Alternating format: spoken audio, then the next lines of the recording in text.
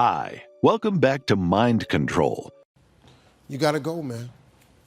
You just have to go. Never wait on the right time, because the right time ain't ever coming. All that, I'm going to get my ducks lined up in the row? No, you won't. No, you won't.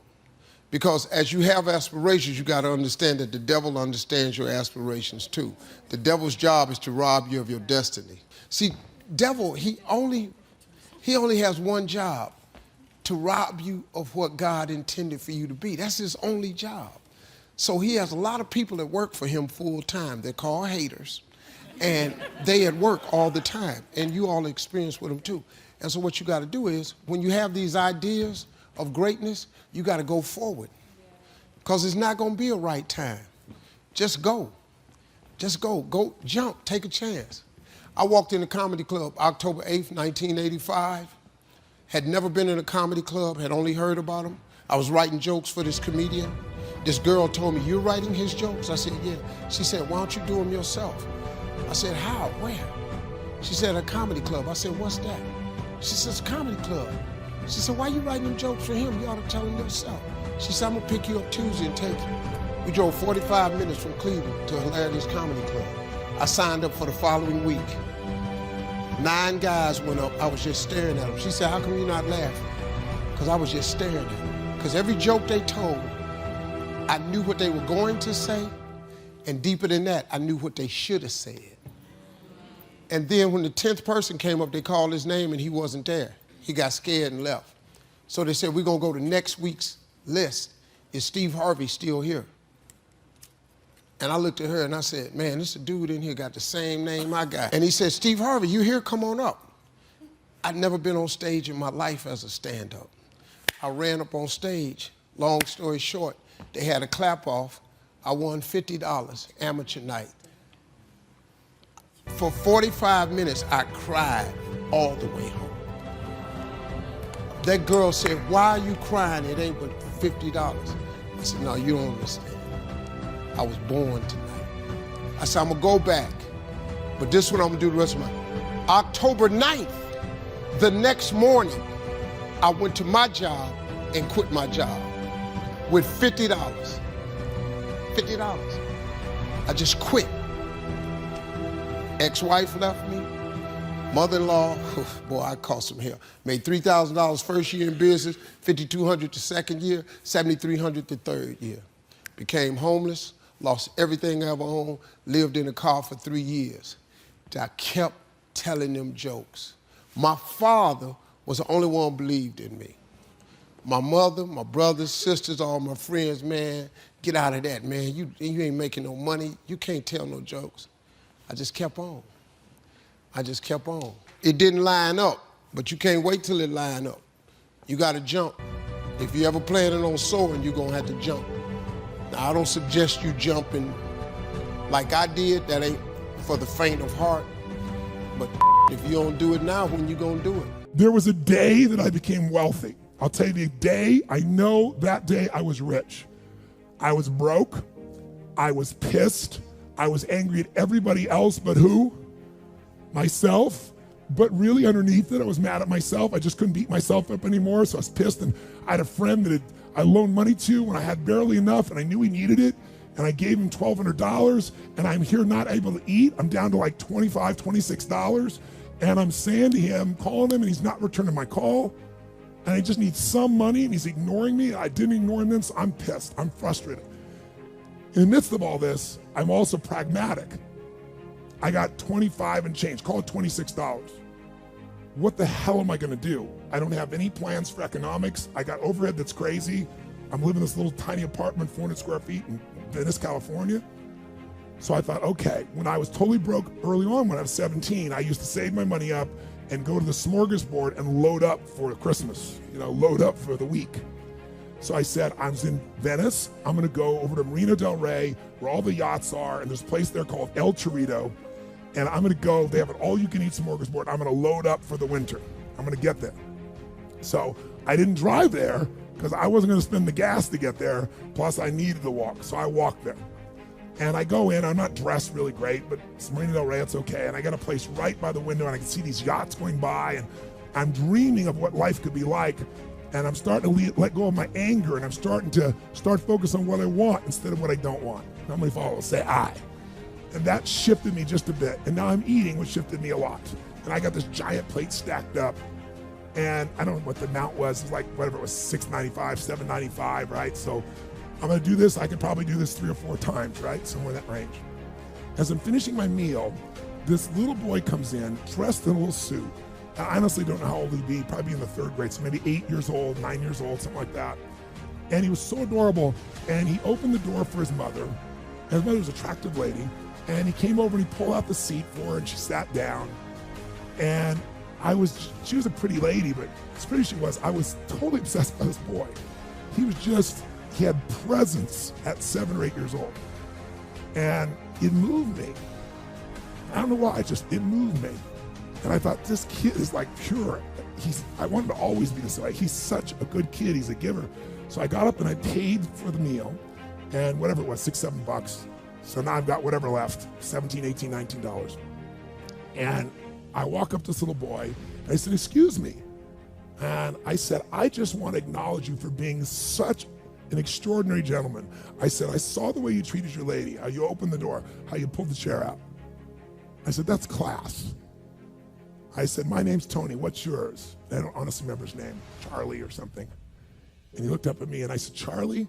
I said, that's amazing, taking your date out for a lunch like this. He goes, well, actually, she's my mom. And I said, that's even more cool. And he said, oh, but I'm not taking her lunch because I think he said he was 8. I said, oh, yes, you are. I had no plan for this. I just reached in my pocket. I took all the money I had left, $17, $18, $19, and I put it on the table. I said, you're taking her to lunch. He looked up at me and he goes, I can't take that. I said, sure you can. He said, why? Because I'm bigger than you are. And he smiled real big, and I didn't even look at his mom. I just turned and walked away. And I didn't walk out of that door. I flew home. I should have been freaking out. How the fuck am I gonna eat? But I didn't. I flew because something inside of me had finally got past scarcity. I finally realized there's something inside of us more than our limits, especially around this thing called money that I had let terrorize me. And I got home, and the mailman came that day, and I had no idea I was gonna have my next meal. And a letter comes, and it's from the guy I loaned the money to. Handwritten notes saying, I've been avoiding you. It's wrong. I'm so sorry. You were there when I needed you. Here's what I owe you plus a little bit more. And the $1,200 was there plus another $100 for the time that I had to take care of it. And for me, $1,300, that was enough to run my show for a month or 2. And I cried. And then I decided, what does this mean? And I thought, this means that whenever you give, it's always gonna come back, so you don't have to ever think about that again. Just give. And the rewards will be greater than you can ever imagine. I don't know if that's coincidence, but I decided to believe that day was the blessing when I became rich. And I can tell you honestly, I've had tough days in my life, economically, emotionally, like all of us. But I've never gone back to that scarcity. I never will. The secret to living is giving. Do it when you don't have it, and I promise you, scarcity will leave your life. Setting goals. When I started making my first list, Mr. Shope said, Mr. Rohn, said, I've got a suggestion for you. He said, I think one of the first goals you ought to set, you're a 25-year-old American male, sure you've made some mistakes, but now you're on the road to better things. He said, why don't you, among all the goals you're going to set, he said, why don't you set a goal to become a millionaire? A millionaire. Why don't you set a goal to become a millionaire? He said, it's got a nice ring to it. And he said, here's why. Now I thought, the man doesn't need to teach me why. I'm thinking, wouldn't it be great to have $1 million? He said, no, that's not it. Here's why. For what it will make of you to achieve it. And I got one of the greatest classes in one sentence I've ever received in my life. Set a goal that'll make you stretch that far. for what it will make of you to achieve it. What a brand new reason for setting goals. What an all-encompassing challenge to have a better vision of the future. What for? To see what it will make of you to achieve it. And here's why. The greatest value in life is not what you get. The greatest value in life is what you become. Major question to ask on the job is not, what am I getting here? Major question to ask is, what am I becoming here? It's not what you get that makes you valuable, it's what you become that makes you valuable. Then he said, when you finally have become a millionaire, now, he said, what's important is not the money. I thought, wow, I've got some more to learn. He said, no, Mr. Ron, I'm telling you honestly, you could just give the money away. Now, I did better than that, right? I told you. I lost it all. I'm rich by the time I'm 31. I'm a millionaire. I'm broke by the time I'm 33. Foolish mistakes I made. But what an experience that was. And I'm telling you, the man was right. When I finally was broke at age 33, guess what I discovered? My money did not mean that much. It represented only a fraction of all my assets. Shoaff said, once you become a millionaire, Mr. Rohn, you can give all the money away. Because he says, what's important is not the money. What's important is the person. Now, let me give you the key phrase on setting goals. Set the kind of goals that will make something of you to achieve them. Set the kind of goals that will make something of you to achieve them. Always keep that in mind. What will this make of me? If I set this goal and go for it, not only will I achieve it, but what will it make of me in the process? What a whole new concept on setting goals. Don't set your goals too low. Don't join an easy crowd. You won't grow. Go where the expectations are high. Go where the pressures are to perform, to grow, to change, to develop, to read, to study, to develop skills. The guy says, well, I don't need much. Well, then you don't need to become much.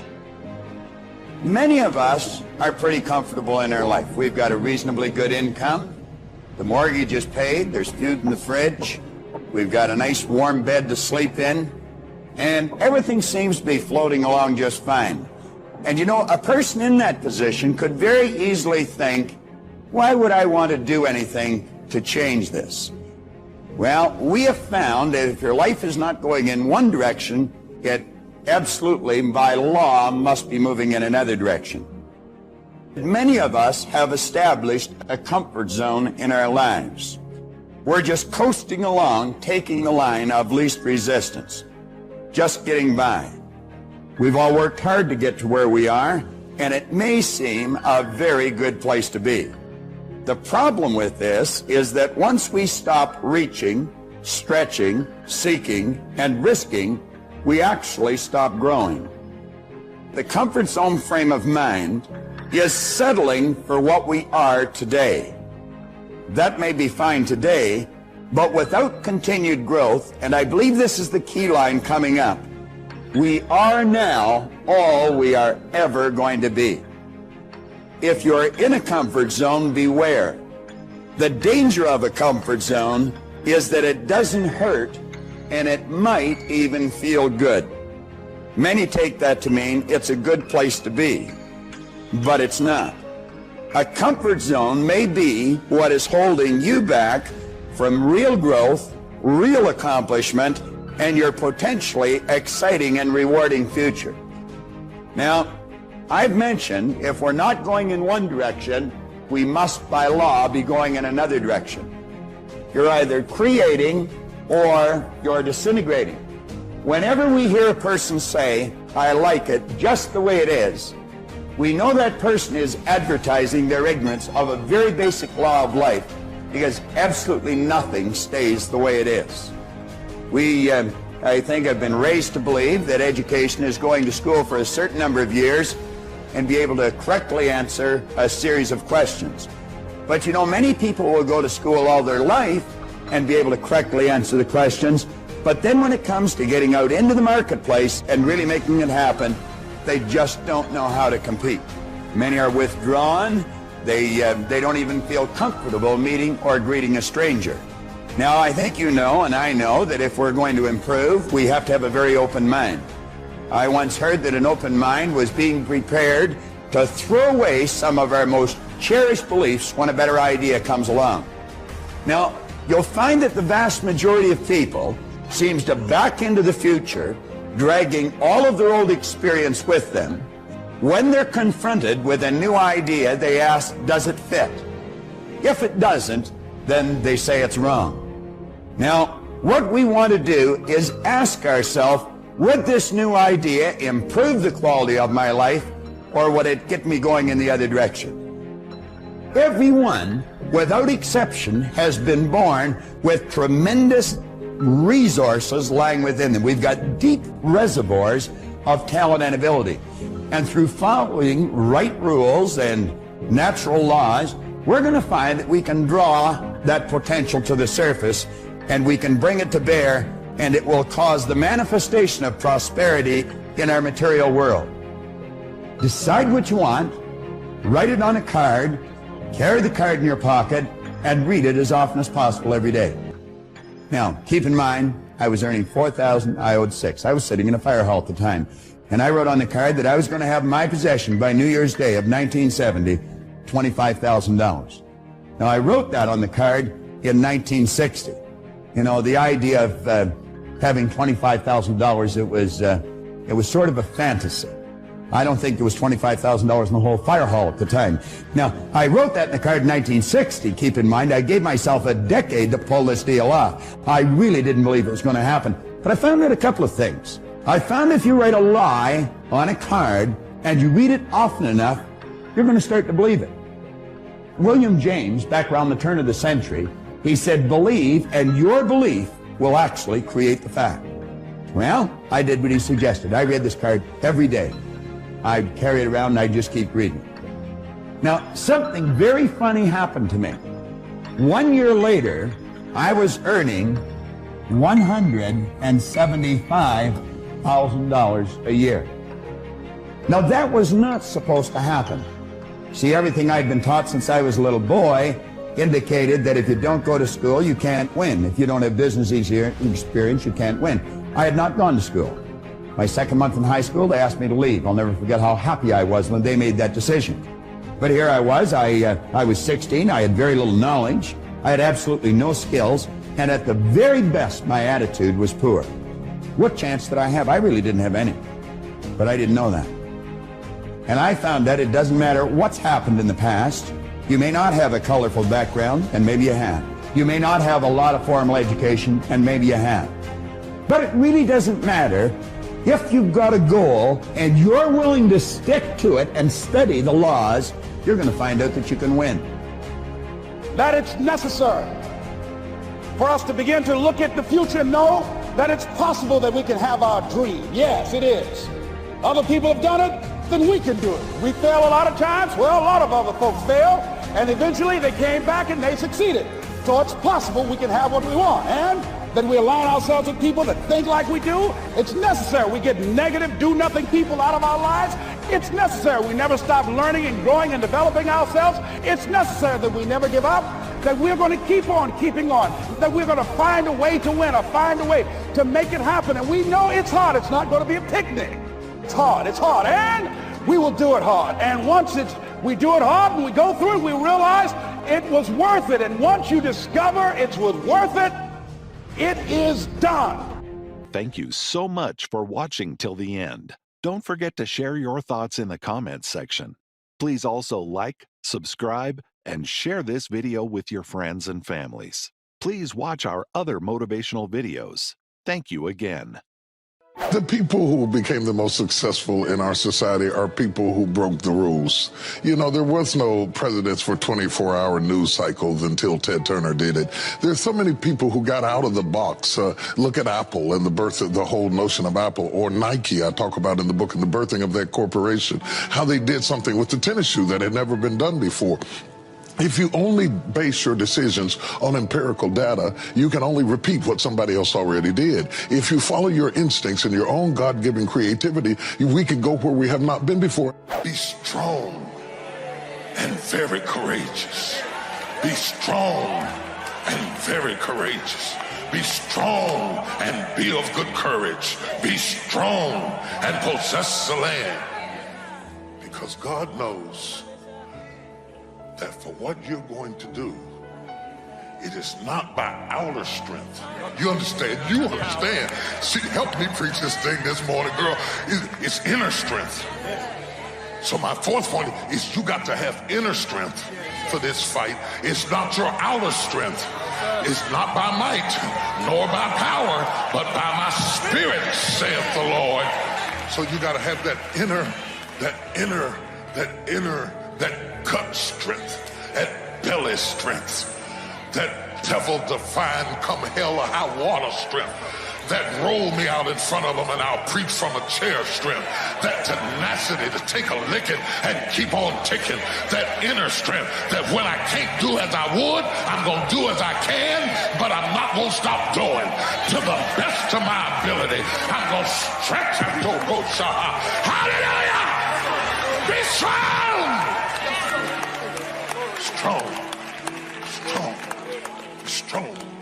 Strong.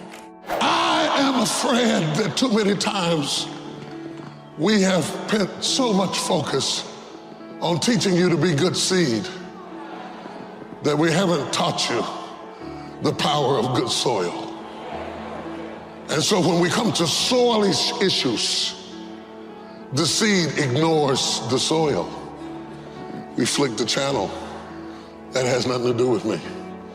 We close our eyes because we have been taught to be good seed, but we have not been taught to pay attention to soil. And yet the Bible is clear.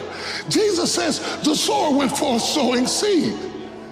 And some fell by the wayside. Some fell amongst rocks, some fell amongst thorns. The whole text is about environment. Look at you and look at your environment. Have you been positioned to flourish? Positioning has a lot to do with flourishing. To be in an environment, in a family that supports you. My sister and I were talking the other day. I was telling her what an amazing person she is, that all of our lives together and all the things that God did in my life, not once in all of the years that I've known her, and she was there when Mama had me, have I ever known her to be jealous of me. Not once, not ever. She has always been my cheerleader and my greatest fan. And she said, how could I be jealous of you? You're my brother. I said, a lot of people have siblings that hate them, that are jealous of them, that hope they choke. And some of my development has to be that God planted me in an environment of people that supported me. My brother, my sister, my mother, my father, they all supported me. You can have good seed, but if you've been in bad soil, people who hated you, environments that denied you, education that underserved you, communities that limited you, mentalities that poisoned you. Oh, do you hear what I'm saying? If your soil wasn't right, it doesn't mean that you're not right, but if your soil wasn't right, it's going to affect how you root and how you grow. And you might grow a little bit. The Bible says you can grow for a while, but then the thorns will choke you out, or the rocks will not have enough soil for your roots to grow. Are you blaming God for something you ought to be blaming the soil for? Several years ago, when I was a director, I was hired under a change mandate. I remember showing up as this new whippersnapper full of ideas that I was going to change and transform the culture in one quick fell swoop. Showing up to that meeting with my agenda and my operations and my ideas, oh, what a train wreck and a colossal debacle that was. I had feedback from this area, I had pushback from this area, I had concerns and questions raised from this person. I interpreted all of that as an indictment about my leadership. And in fact, it wasn't. It was quite the opposite. I remember distinctly feeling like I was sitting on the bottom of a hill, and all of this feedback was like a giant snowball on the top of that hill that would just kept picking up momentum, and it would get bigger and bigger and bigger. And there I was at the bottom of the hill trying to hold it back, and boom, ran over. I went to my mentor to ask for some advice. And he said to me, Ivan, never go to a meeting with an idea that you already don't know the outcome of. In fact, he said, go slow to go fast. I remember hearing that. go slow to go fast. What he meant was by taking the time to find out the people who are most invested in what you're trying to share, who have the most to gain or lose, or whose jobs may be impacted the most, and being intentional and deliberate in hearing their feedback. Take moments to address their concerns, not as a part of an exercise that you're reading a book, but out of caring and really wanting to do what's best for the organization. When you finish that process with that individual, take the time now to go to the next person and repeat this process over and over again. When you approach it with this real intentional meaning and caring to find the best possible solution, then you have everybody on your bus. Then when you come back together and you bring the group together and people can hear their thoughts and their ideas and their feedback expressed in your new process, they are more willing to follow. They are more inspired. They are more invested in creating sustainable and lasting change. If you can go slow to go fast, if you can take the time to do this work beforehand, you will drive a successful change mandate. You are the sum total of all of the choices that you've made up until now. And anything about yourself or your life that you don't like or isn't working or isn't mobilizing you is to be looked at in terms of, can I grow? Rather than, why did I do it, or isn't this wrong?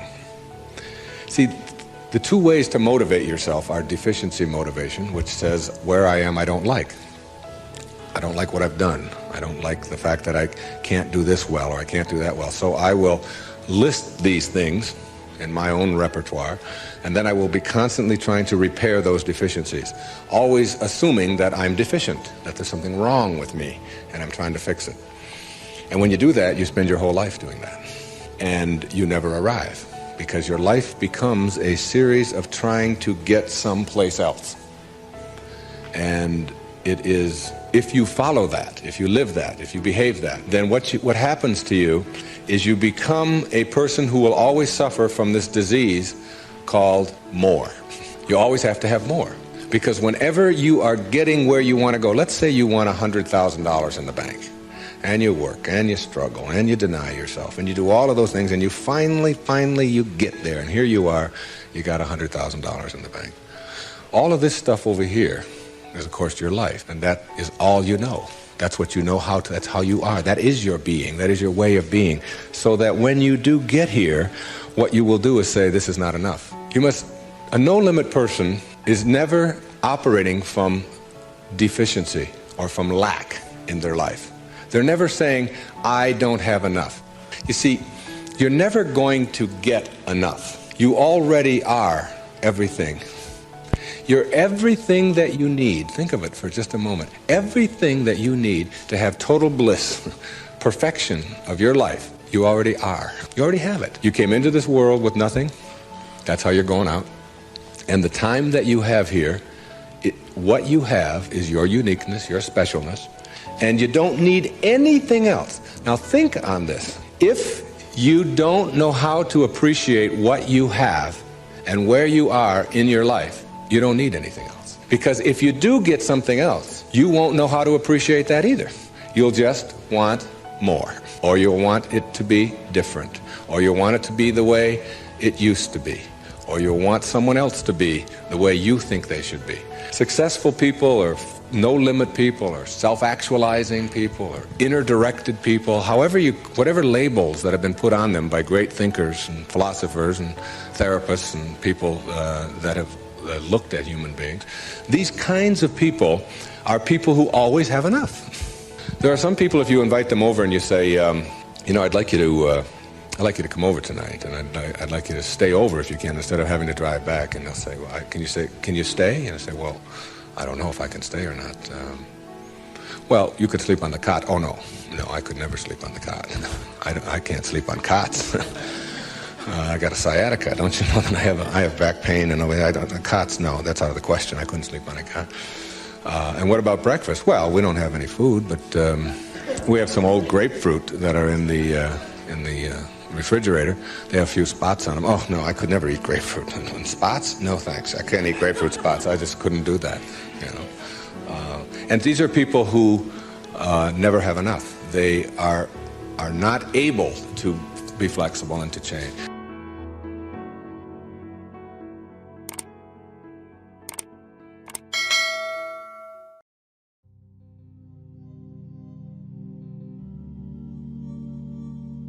I tried that and it didn't work, and I tried that and it didn't work, and I tried that and it didn't work, and I tried that and it didn't work, because you think that trying something for a little while ought to bring you a big return.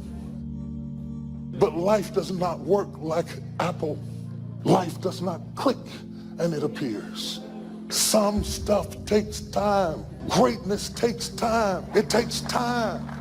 You got to be prepared to get 1,000 no's to get one yes. The thing you need to win is resilience. You can't just keep trying different stuff, because you can never say something didn't work when you didn't half try.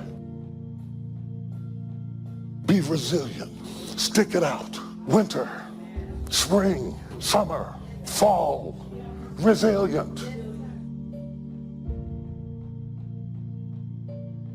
Life is going smoothly, then the bottom falls out. Everything is coming up roses, then the bottom falls out. Everything is working out in his favor, and then the bottom falls out. That life starts going your way finally, then the bottom falls out. You plan your retirement, and now you have to take care of your grandchildren. You plan for life to work a certain way, and then the bottom falls out. You're looking for this, and God sends that. You have to be awfully immature to think that every day is going to be a good day. Some days are better than other days. And some days, if it ain't one thing, it's another.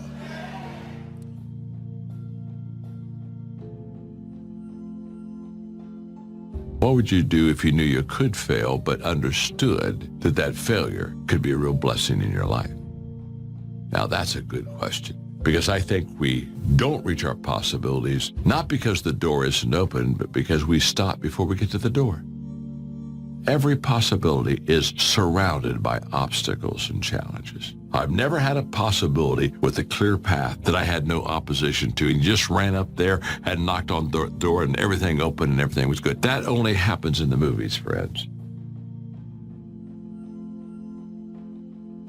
Resilience.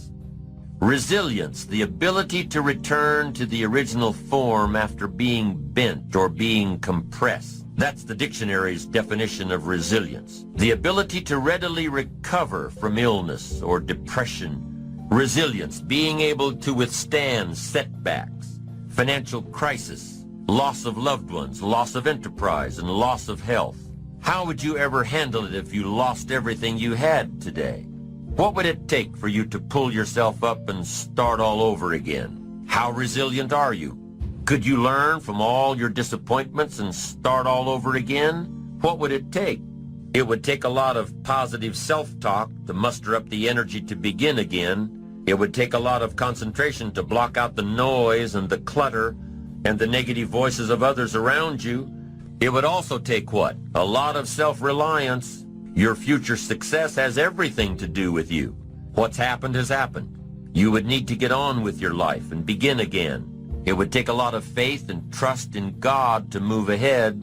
It would take a lot of self-appreciation, knowing that you have the skills and the talent and the strength to do it one more time. Resilience, the ability to bounce back from adversity, no matter how large or how small. Possibilities are always surrounded by challenges. You got to get through the challenges to get to the possibilities. But it's worth it. It's kind of like a Tootsie Roll. You got to get through the hard stuff so you can get to the good soft stuff. That's the way it is with life. That's the way it is with possibilities.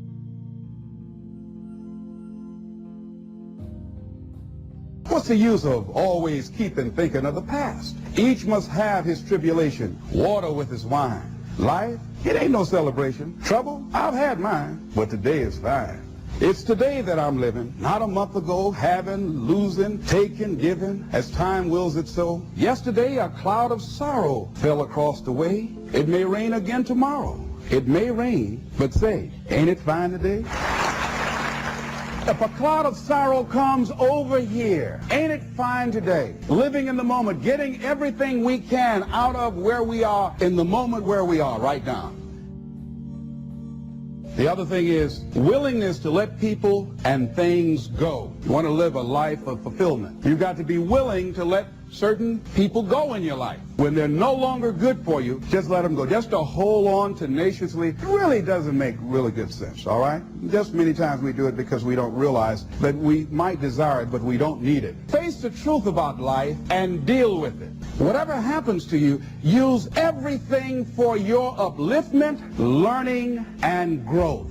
Everything that happens, use it for your upliftment. What can I get from this? How did I end up here? What's the blessing in this for me? Ask yourself that, whatever it is, and don't let it go until you get your blessing out of it, because there's a blessing there. There's something for you in everything that happens to you for you to learn from that experience. Look at it, examine it, analyze it until it reveals itself to you, and then get what you need from that and move on. It takes time to make changes in habit and discipline. Here's the ultimate challenge. You've got to have patience with yourself. It takes time to correct old errors in judgment. I'm telling you, it took me some time. I used to blame the government and blame taxes and blame the company. It took time to give that up and only blame myself.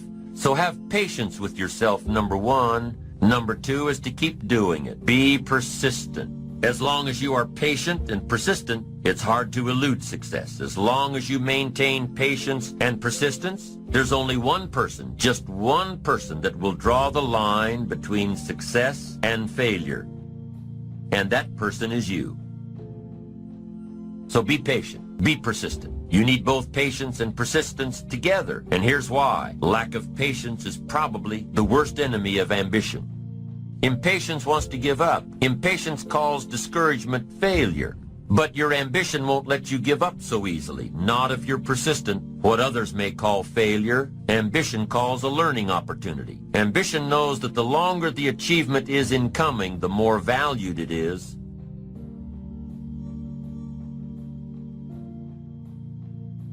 Oh, please, listen to yourself. You know the feelings. If you start listening to the feelings in your heart, and I'm doing it now more every day, I find that my feelings, I can trust them. And I say to you that as you look toward the future, you look at life on a daily basis, if you've heard something within yourself that you know that what you're doing now doesn't fit for you, it doesn't work for you, it's not giving you what you want, and there's something else that you want to do, don't allow that inner doubt in you to talk you out of it, to tell you why you're not good enough. You ignore that inner voice and all of the external voices. Don't judge the possibilities for what you can do based upon the circumstances, because the circumstances won't determine who you are. Don't determine what you're able to do based upon your resources. Don't determine what's possible for you based upon where your life is right now. Where your life is right now is not you. That's just what it is right now. But the possibilities for you are unlimited. It's unlimited if you're coming back from adversity and devastation. It's unlimited of what you can do.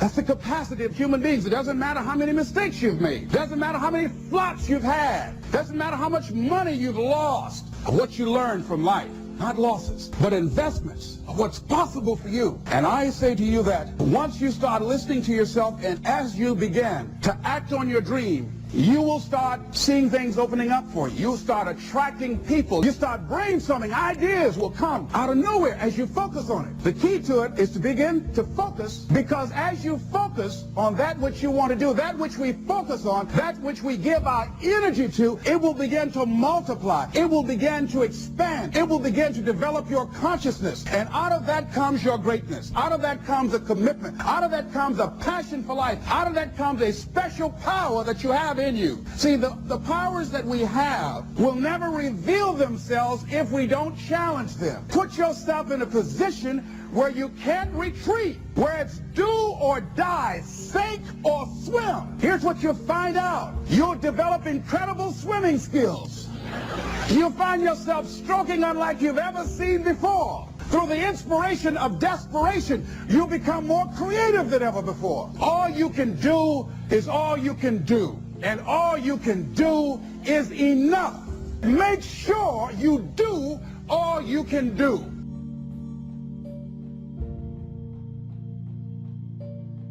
Knowing when an opportunity is right and when more preparation is needed. Be patient in knowing the difference between when the opportunity is right and when more work needs to be done. Remain alert, even if opportunity doesn't come right away. Keep looking.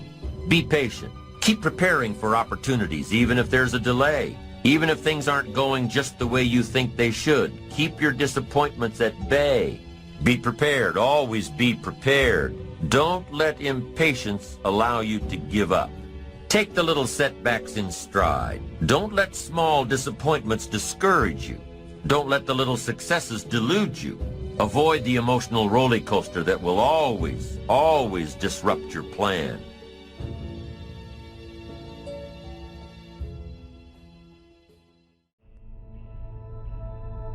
God put people in your life for a reason. Others are there for a season. And it's very important that you recognize when people's seasons are over. Is the season over? Or have you decided, because you're desperate, you've decided to drag these random people into the new season of your life? Because you just need validation. You need all of this shit and people and things around you. You have spent your entire life trying to gain the approval of other people. Everything you do is determined to get other people's acceptance and approval. You talk the way you do in order to get other people's acceptance and approval. You dress the way you do in order to get other people's approval. You do certain things in life, some things you wouldn't even want to do, but you do them because you want the approval of other people. And you've been trying to gain approval your entire life, and you're never going to get it. I have an opportunity, I have a choice to decide who and what and where I want to go. What do I want to experience in my day? Because you're calling me doesn't mean I'm going to call you back. Because you're inviting me doesn't mean I want to show up. Because we're family, because we're friends, because we grew up together doesn't mean that I want to be a part of any and everything that you want me to be a part of. Why? Because my experience with you hasn't necessarily made me feel good about my life or my experience at the end of every night.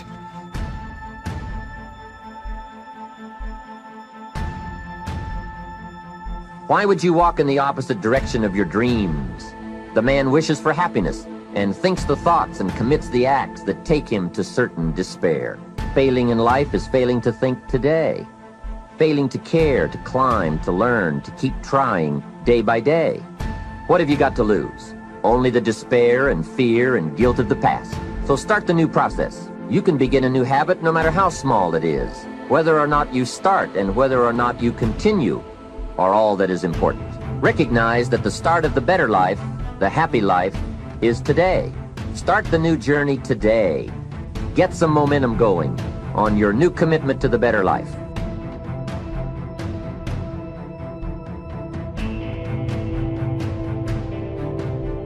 Do you love yourself enough? For a lot of people out there, that's what holds them back in life. So whatever your goal is, you're gonna come to a time when you're gonna have to stop counting on other people to help you. And you're gonna have to stop focusing in on how much people have let you down. And you're gonna have to really realize, like, this thing, life, your journey, this is up to you. And whatever you want out of it, it's how bad are you willing to go after it.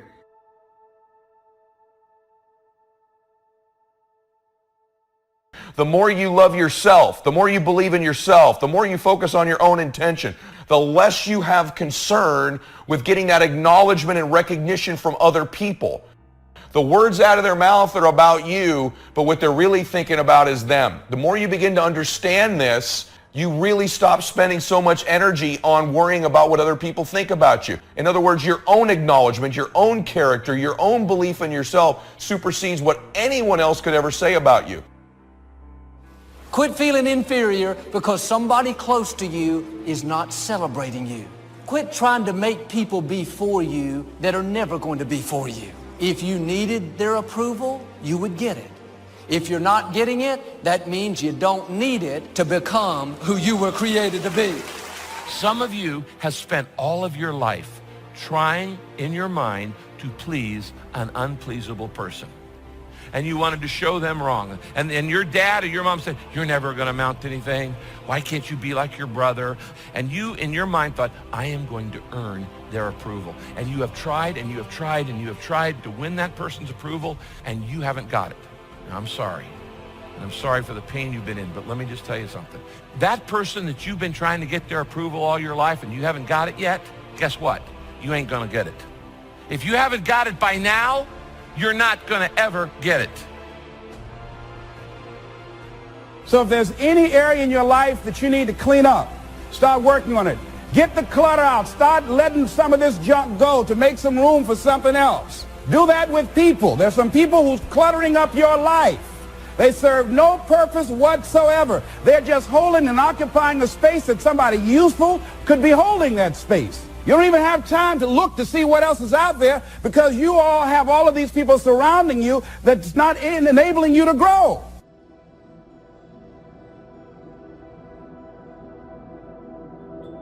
But when you realize that God loves you unconditionally and without condition of any type, you realize this: I don't need the approval of other people. And it sets you free.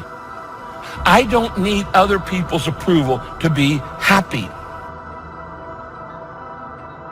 I don't have the luxury to waste time. I'm expecting some great things from life. And so I have to spend some time working on myself and developing myself. Some people wish they could do better, but some people expect to do better. Where are you on that? Take care of you. Look out for what truly satisfies you. Make caring for you the highest priority in your life. We're not taught to look out for ourselves. We're not taught to take care of ourselves. So make a conscious effort. Make you number one priority. Your health is more important than your family and any and everybody. Don't neglect yourself.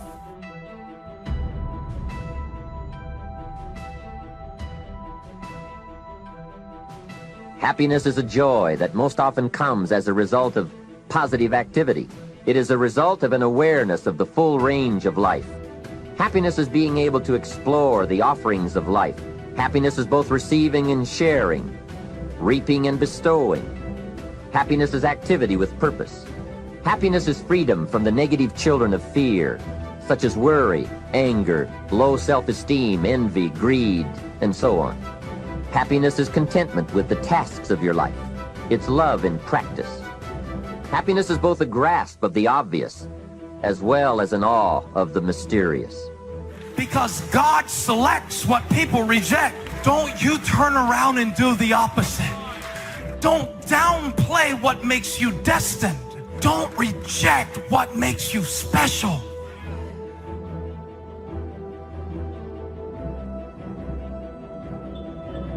Discipline is the bridge between thought and accomplishment, the bridge between inspiration and value achievement, the bridge between necessity and productivity.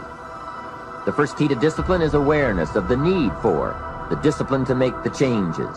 What must I do and what must I become to get all I want from my life? The eagerness to maintain your new discipline deliberately, wisely, consistently, to master the circumstances of your daily life.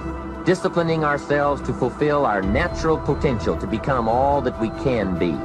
Opportunity is always looking for ambition and skill in action.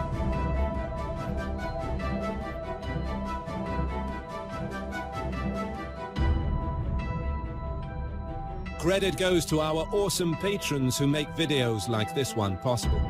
Consider joining them to support our work. You can also support us by subscribing to our channel and clicking the bell button to get notified when our new videos are released. And as always, thank you for watching.